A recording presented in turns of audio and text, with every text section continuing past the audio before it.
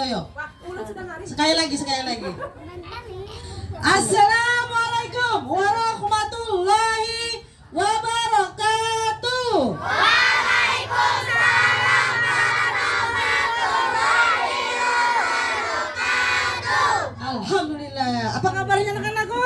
Alhamdulillah luar biasa, tetap semangat terus mengaji. Yes. Allah Akbar. Luar biasa. Pokoknya RGSI Di atas ada juga. tenaganya enggak pernah habis ya. Sini Adek. Itu lagi. Udah diganti kan tadi Mas Ray.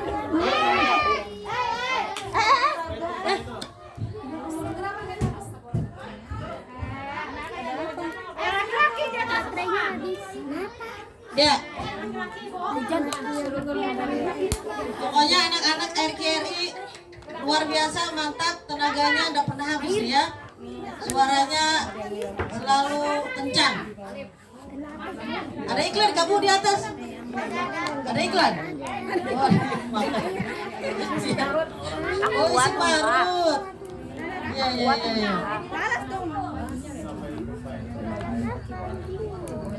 Sudah dihitan belum? Belum, lagi nunggu antrian. Mau sendiri atau dipaksa orang tua? Mau sendiri. Sendiri, betul. Nanti sampai di sana lihat gunting jangan lari, ya. Jadi kalau lihat gunting lari bahaya ini, ya. Ada yang lagi. Dada. Oh, masya Allah, luar biasa ya. Alhamdulillahirabbil alamin. Shalatu wassalamu ala asrafil anbiya'i wal mursalin sayyidina wal maulana Muhammadin wal alihi wa sahbihi ajmain, amma ba'du. Rahbi sodri surli wa yassirli amri wahlul 'uqdatam min lisani yafqahu qawli. Subhanallah. Saya mohon maaf sebelumnya kepada Bapak, Ibu, anak-anakku, panitia. Saya terlambat karena saya tadi ngejar jam 9:30 kurang dari rumah ya. Lobaku ternyata macet di mana? Di jalan banyak lampu merah dihadapin. Lampu merahnya datang lampu merah. Pas datang lampu merah terus. Enggak pernah lampu merah di akhir, tapi di awal terus. Jadi nunggunya lama antriannya. Ya, terima kasih sudah diundang kembali Ibu Arwiyah. Jangan lupa nama Ibu Arwiyah. Jangan sampai dihilangkan i-nya ya. Kalau sampai dihilangkan jadi arwah, itu bahaya. Nanti ibu sudah meninggal. Ibu loh belum meninggal, ya masih hidup, ya. Ya, kalau sudah meninggal baru bilang arwah. Karena ibu belum meninggal, jadi ibu bilang arwah. Luar biasa. Ada yang masih ingat ibu ya? Masih ya? Ya, jadi nama ibu siapa? Arwiyah. Oh, luar biasa, keren, mantap. Yang di dalam berarti 10 pasien, ya. Yang ini tinggal 2. Jangan takut, jangan lari. Nanti lari nih, ya. Ayo, maju.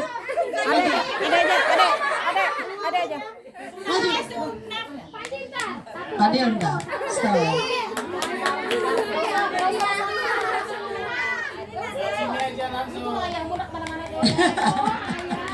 Tuh ada ayahnya. Semangat Padel.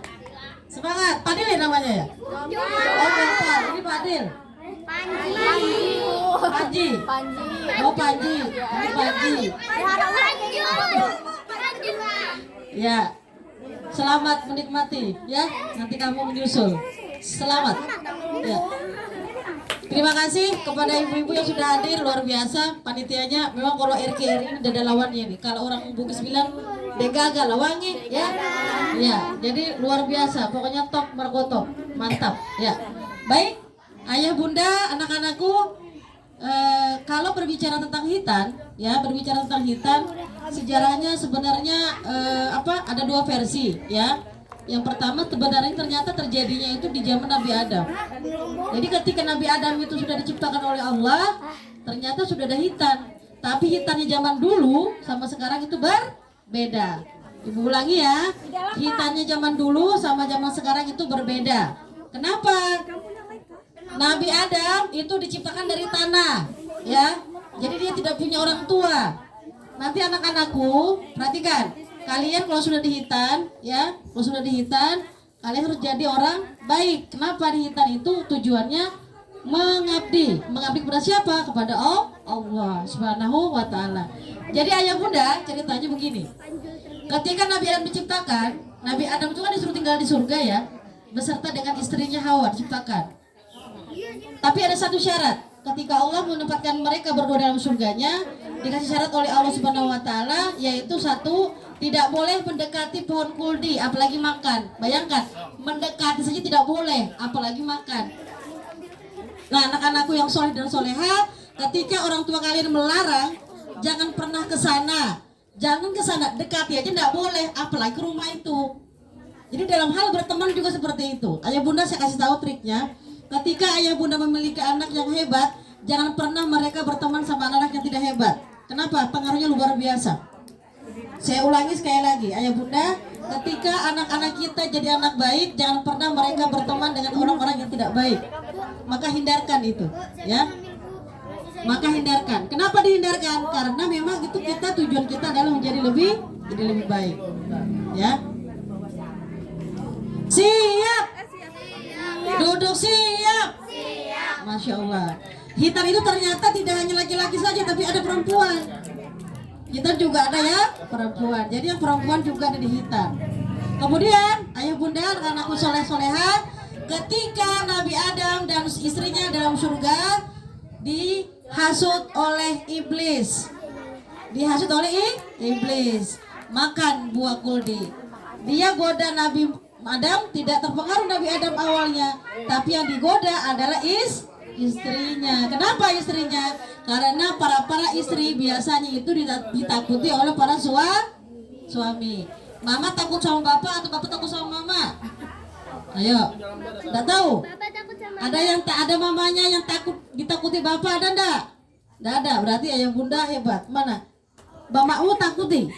Bapak takut sama mama? Oh hebat, betul itu memang. Jadi kenapa? Makanya bunda, kenapa kita perempuan? Saya juga perempuan bunda, saya seorang istri. Ketika ada istilah suami takut istri, ternyata benar itu. Ya, itu benar. Kenapa benar? Karena memang kodrati perempuan dia mau menguasai ternyata para suami ketakutan. Ya, seperti itu. Jadi si iblis menggoda Nabi Adam melalui istrinya. Siapa nama istri tadi? Hawa. Nanti habis ada pertanyaan. Yang jawab pertanyaan ibu kasih hadiah. Ya. Ada pertanyaan. Yang digoda siapa tadi? Hawa. Istri Nabi Adam. Hawa, makan itu buah kuldi. Kenapa dimakan? Makan aja buah kuldi, artinya kekal. Nanti kalau kamu makan buah kuldi, nanti kamu akan kekal selama-lamanya. Karena tergoda, maka dia bujuklah Nabi Adam suaminya. Suamiku, ayo kita makan buah kuldi suamiku. Ayo. Semakin manja istrinya, maka semakin meleleh sang suami. Lepok-lepok. Lepok-lepok. Istilahnya itu lepok-lepok. Sehingga pada saat itu terjadilah pelanggaran. Yang tadinya kata Allah jangan dekat, jangan malah dimakan. Akhirnya apa? Yang terjadi, Nabi Adam ternyata ketika makan buah kuldi nyangkut di tenggorokan. Kenapa nyangkut di tenggorokan? Makanya laki-laki itu ada apa di sininya? Iya, itu. Apa namanya? Bukan itu ya? Bukan jambut ya? Ya, jakun. Makanya laki-laki ada jakunnya di sini muncul. Ternyata itu riwayatnya, ya. Kalau perempuan mulus. Kenapa mulus? Saking keenakan telan. Masuk dia buah kuldinya. Akhirnya dia diusir sama Allah ke dunia. Diusir. Kenapa? Karena tadi melarang. Dilarang tadi oleh Allah, dilanggar. Makanya anak-anakku, ketika orang tua kalian melarang untuk tidak kemana-mana, maka diikuti. Kenapa? Itu anak hebat, ya. Anak hebat.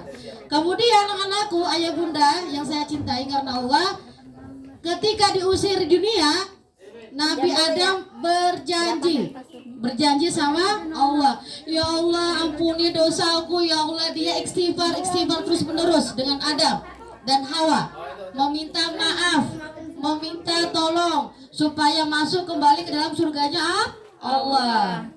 Dia istighfar. Tapi dia nazar, katanya, ya Allah, ketika engkau maafkan aku, nanti aku bersumpah aku akan memotong salah satu anggota tubuhku. Itu nazarnya Nabi Adam. Ya, jadi ya bunda seperti itu. Ternyata hitan itu sudah terjadi Nabi Adam. Ya, Nabi Adam. Jadi ketika itu bernazar, tiba-tiba Allah maafkan dan dipertemukanlah Adam dan Hawa. Dimaafkan. Tapi dia lupa dengan janjinya.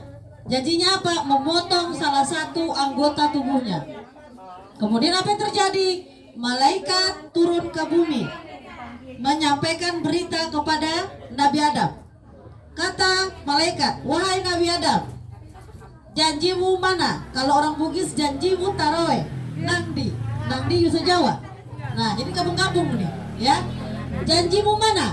Ketika engkau mengatakan bahwa engkau akan memotong salah satu alat tubuh kebutuhan di dalam tubuh dia. Berpikir Nabi Adam, oh iya ya. Makanya anakku ketika kalian bernazar hati-hati. Tidak boleh asal ngomong sembarangan. Kenapa? Itu nanti hukumannya ke Allah nanti. Saya mau puasa kalau sudah pintar, jangan tunggu pintar. Puasa dulu baru. Ya. Saya mau nanti puasa semingguan. Kalau saya naik kelas, jangan tunggu naik kelas kamu bernazar. Kerjakan ajar kamu itu yang hebat. Tapi kalau kamu mengatakan kalau saya lulus, saya akan puasa 3 hari berturut-turut. Kalau kamu udah lulus, kamu udah puasa. Berarti yang kamu kejar apa? Salah di situ. Ya. Jadi intinya adalah ketika menjalankan nazar, maka lakukan nazar itu sebelum terkabulnya apa yang kamu inginkan. Kalau ke Allah itu bahaya lagi. Kenapa? Nanti pertanggungjawabannya kamu di akhirat. Ya. Nanti ketika kalian meminta sama Allah, ya Allah, nanti kalau aku naik kelas, nanti aku janji deh, nanti aku mau ngasih uang ke anak-anak yatim dari uang sangu, ternyata nggak dipenuhin, itu bahaya. Ya, jadi kalian kalau mau nazar, nazarnya nazar yang baik-baik dan segera lakukan, biar tidak lupa. Kalau lupa jadi bahaya.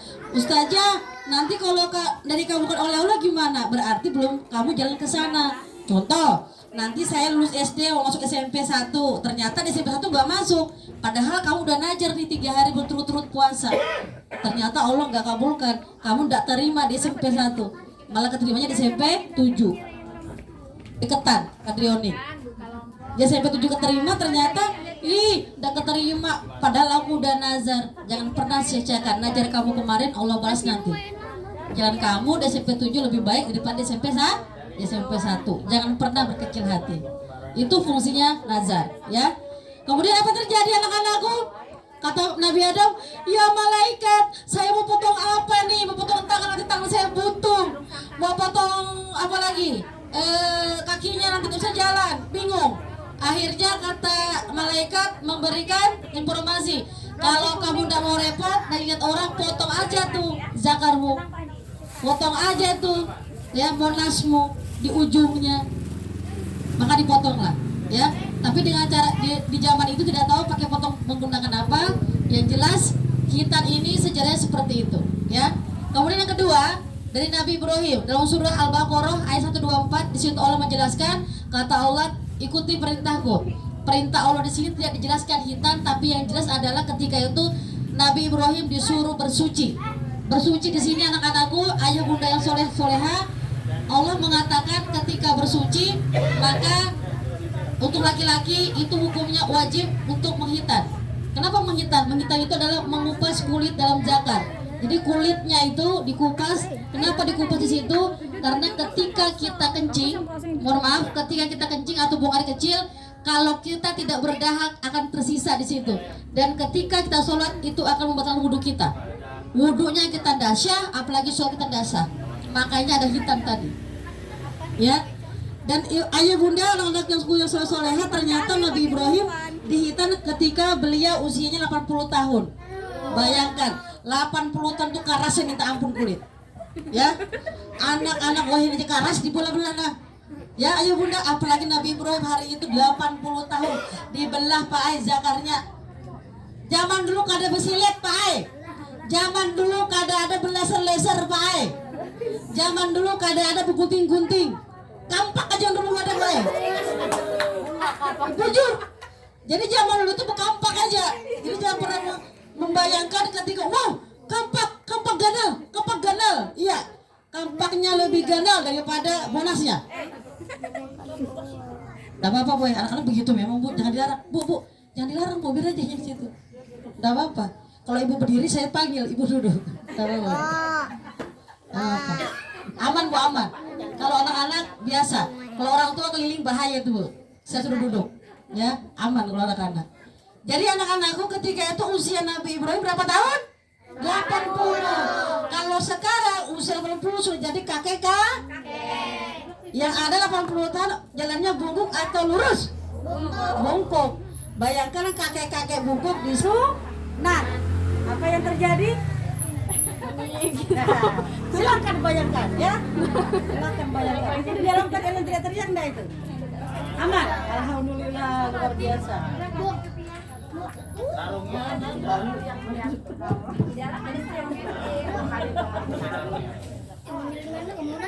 Dalam. Berarti nanti saya bawa mic lagi nanti bu, ya ujian di rumah bawa mic sendiri, biar kawan suaranya. Jadi ayah bunda, anak-anak yang soleh-soleha, begitulah sejarahnya hitan. Jadi intinya apa bunda? Hitan itu hukumnya wajib, ya. Laki-laki yang sudah dihitan perhatikan, ketika kalian berkencing, berkameh, ya. Berdahak sekali lagi untuk mengeluarkan sisa di ujung itu, ya. Kenapa? Kalau masih ada sisa di ujungnya, ketika kita sholat itu maka tidak syah, masih ada najis di situ. Biasakan, Ustazah, kalau perempuan berdahak juga berdesak, gitu. Jadi keluar sedikit. Dan usahakan kalian harus menggunakan tisu atau handuk kecil, persiapan yang perempuan, supaya menghilangkan najis tadi. Kenapa? Karena pada saat sholat kita disuruh berwudu. Berwudu tadi adalah mensucikan diri kita. Ketika masih ada najis sedikit di situ, maka sholatnya tidak syah. Anak-anakku di sini yang sudah haid angkat tangan, yang perempuan. Tuh banyak, ya. Yang sudah haid. Kamu sudah haid? Ya. Kalau sudah haid, ya perhatikan. Tadi Ustazah bilang kalian harus mempersiapkan. Jadi kalau kemana-mana, kamu harus punya tisu khusus buat kamu sendiri, atau enggak handuk kecil untuk ketika membersihkan dibersihkan. Ingat ya, Rasulullah pernah bilang banyak sekali mayat-mayat di kuburan tuh pada disiksa karena dia tidak bersih dalam bekameh, bahasa Banjarnya. Laki-laki itu kalau kencing kemana-mana, ya. Mohon maaf, ketika dari perjalanan Balikpapan ke Samarinda atau bolak-balik itu sering sekali saya lihat mobil berhenti. Kenapa? Kebelet.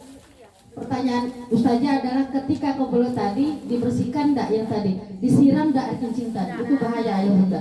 Itulah nanti yang menyiksa kita di kuburan. Bayangkan para malaikat memukul kita tidak pernah berhenti. Pak. Kenapa? Karena masih ada yang kita belum bersihkan ketika kita berkameh. Ustazah, jadi gimana caranya? Boleh bekami tempat sembarangan? Boleh. Tapi ingat, ketika sudah kencing anak kita atau kalian sudah kencing, yang tempat kencing tadi disiram air banyak-banyak. Kemudian bersihkan daerah kelamin kalian. Yang laki-laki, Ustazah pesan, jangan sampai kalian bekami berdiri. Ternyata Rasulullah tidak pernah mengajarkan seperti itu. Rasulullah mengajarkan bekami itu berduduk. Ada berdiri. Jongkok, ya. Jangan berdiri mentang-mentang burung ikan ganal mana-mana. Salah juga itu. Kemana Dina?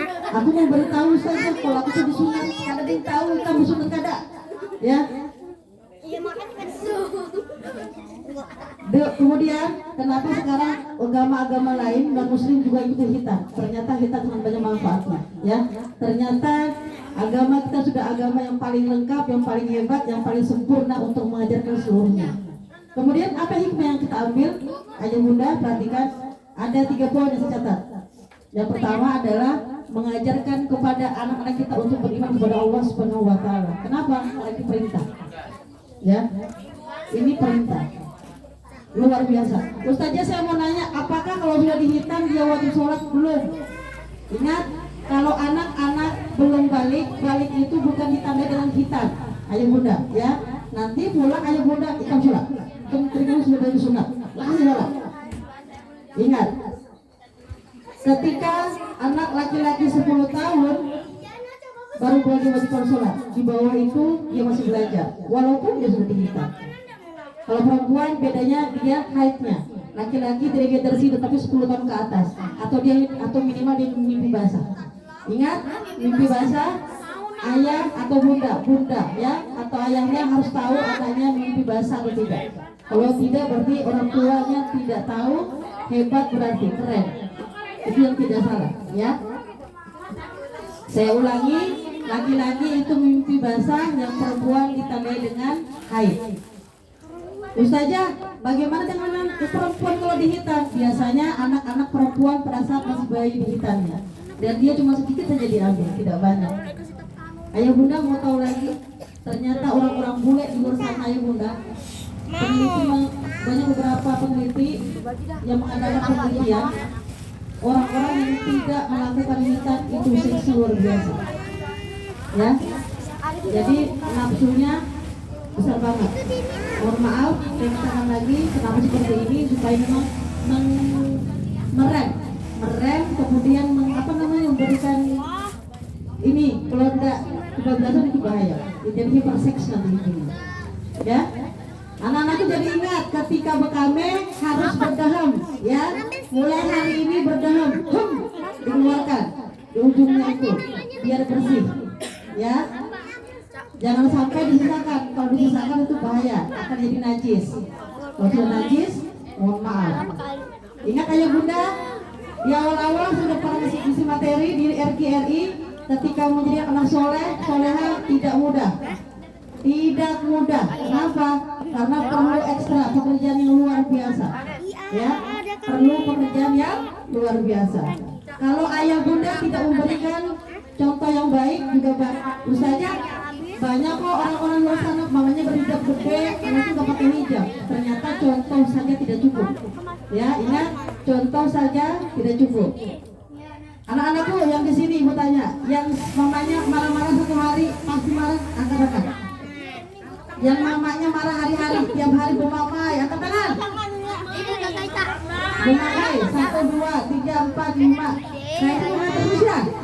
Nah, nanti pulang bilang sama mama, Mak, kata Ustazah Arwiyah, tidak boleh bumamai. Bilangin sama mama. Pulang, ya. Bilang sama mama. Oh ya, bilang sama mama. Mak, kata Ustazah tidak boleh bumamai. Mamai terus, tahan dulu, bang bumamainya. Ya, bilangin sama mama. Kayak gitu. Ya. Ada yang bumamai lagi di sini, silakan, saya mau lihat. Oh, udah ada ya. Mamaku mana mamamu? Ada di sini. Yang mana sih mamai? Mamanya. Mamamu mama juga. Ada mamaku ada di belakang. Darah ini mamanya siapa di sini? Enggak ada. Mamanya di sini enggak ada. Yang itu. Nah, berarti gua aja ya. Iya, pas. Iya, jangan bumamai Bu. Boleh bumamai kalau beralasan. Ya. Saya kan kasih tahu di awal, kalau ibu terlalu banyak bumamai, anak itu buyat gua. Buyur gue. Baru bangun tidur ikan dah, kayak gini-gini. Baru bangun tidur gue. Ngomong besok deh ibu. Harus bangun tidur mandi, harus mandi ikan gini. Bumamai pula. Ya, dosa gini bunda. Sekarang gini aja deh. Suami ibu ini kan ada bawa bapaknya nih. Suami ibu datangi, mulai bangun pagi, suami ibu ngomong gini. Ya, suami ibu ngomong, mah, udah usah gitu mah. Goreng-goreng macam-macam segala macam sudah, urus anak aja. Bagus, pokoknya bagus dia gitu. Kedua, jam 8 juga dia ngomong lagi. Mama, masak enak-enak ya. Nanti datang mama aku, bapak aku kesini. Itu bagus. Yang ketiga lagi, jam-jam 11 dia ngomong lagi. Mama, nanti urusin mah. Bawa sudah kan? Dia ngasih nasihat tapi berulang-ulang. Yang kedua. Nggak boleh begitu. Ya. Jadi kayak apa Ustaz ngasih marahi anak itu ada jamnya nanti. Marahi anak ketika dia diam. Ya, jangan sekarang. Kalau dia ibu mama terus, kasih anaknya itu. Ya Bu ya. Ya, nanti kalau mama belum telepon ibu lagi ya. Telepon ibu ada di Ustaz dia. Ya, begitu. Telepon. Ustazah, mama aku masih bumamai, tapi dia nelfon. Ya. Jangan bumamai, boleh bumamai tapi jangan pemameran dia terus-teruskan, nggak boleh juga. Kasihan anak. Iya, ya. Ibu mau tahu? Anak-anak dari 0 bulan, saya kasih tahu ya, dari 0 bulan sampai 6 tahun bahasa kasihnya 5. Kalau 5 ini ayah bunda tidak penuhi, mohon maaf. Ketika dia gedenya, sampai sekarang pun saya sudah pernah ngisi materi, ada beberapa sekolah dia jadi gay, ada beberapa sekolah dia jadi lesbi. Kenapa? Karena 5 ini tidak dipenuhi pada saat dia masih kecil. Sekarang ada peluang ibu, peluang ayah bunda untuk memenuhi mereka. Yang pertama apa? Sentuhan fisik. Apa fisiknya? Pelukan. Ya, pelukan. Anak saya 14 tahun ayah bunda, laki-laki. Tadi saya berangkat ke sini. Setiap saya berangkat kerja atau saya mau jalan, dia tuh ngomong, Umi salim, dicium semua saya. Padahal umur 14 tahun laki-laki mencium mamanya, itu jarang sekali terjadi. Tapi dia ini enggak. Kenapa? Karena ada pemenuhan di situ. Yang kedua, ayah bunda, yang kedua adalah pujian. Ini kada anak bagus tapi puji, anak kelahi income ya Allah, pokoknya terus. Anak bermasalah baru dipuji. Ketika anak berbuat baik, ketika anak prestasi, ketika anak berbuat kebaikan, tidak pernah dipuji. Makanya mohon maaf ya bunda, anak-anak kita merasa gini, ngapain saya berbuat baik, tidak pernah dipuji kok. Ngapain saya berbuat kebaikan, tidak pernah mamaku ngomong saya baik kok. Ngapain? Kenapa? Karena anak kita kehausan itu. Hati-hati ya ibu. Yang ketiga, waktu. Ya, yang saya ulangi ya. Yang pertama tadi adalah sentuhan fisik. Yang kedua adalah apa? Ayo, pujian. Yang ketiga adalah waktu. Ayah, bunda, kalau ayah bunda bekerja, mohon maaf, tidak apa-apa bekerja. Tapi ketika pulang jangan lagi berkicau di rumah.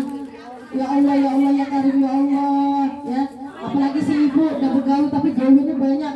PKK sini, PKK sini, arisan sana, reuni sini, semua diikuti. Anak ada dihiraukan, tapi hati.